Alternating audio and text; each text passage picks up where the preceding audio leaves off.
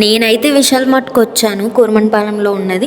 ఎందుకు అంటే సంక్రాంతికి ఇంటికి వెళ్తున్నాము. మా అమ్మకి కాల్ చేసి సంక్రాంతికి ఇంటికి వస్తున్నాను మంగళవారం అని చెప్తే, అమ్మ వచ్చేటప్పుడు కొన్ని సామాన్లు చెప్తాను డీమార్ట్‌కి వెళ్ళి తెచ్చావా అని అన్నది. డీమార్ట్‌కి చాలా దూరం, ఎవరు వెళ్తారులే అని చెప్పి కూర్మన్పాలెంలో ఉన్న విశాల్ మార్ట్‌కి అయితే నేను వచ్చాను.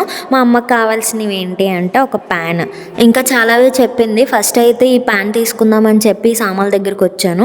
మా అమ్మ చెప్పనివి కాకుండా అనవసరమైనవి అన్నీ చూశాను.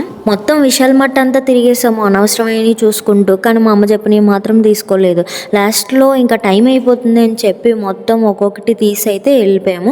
అక్కడికి వెళ్ళేంత వరకు కొన్నే కొందామని అనుకుంటాము, కానీ అక్కడికి వెళ్ళిన తర్వాత అక్కడ ఇవన్నీ చూసి ఇవన్నీ పనికొస్తాయి అని చెప్పి ఒక్కొక్కటి తీయడం స్టార్ట్ చేస్తాం కదా. ఇంకా మొత్తం తిరిగేసి మా అమ్మ చెప్పినవన్నీ పట్టుకెళ్ళి బిల్డింగ్ దగ్గరికి వెళ్తే చూడండి ఎంత క్రౌడ్ ఉందో. ఇంకా అలా బిల్డింగ్ దగ్గర 1/2 అవర్ అయింది. తర్వాత ఐస్ క్రీమ్ తీసుకొని తినుకుంటూ రూమ్కి వెళ్ళిపోయాం.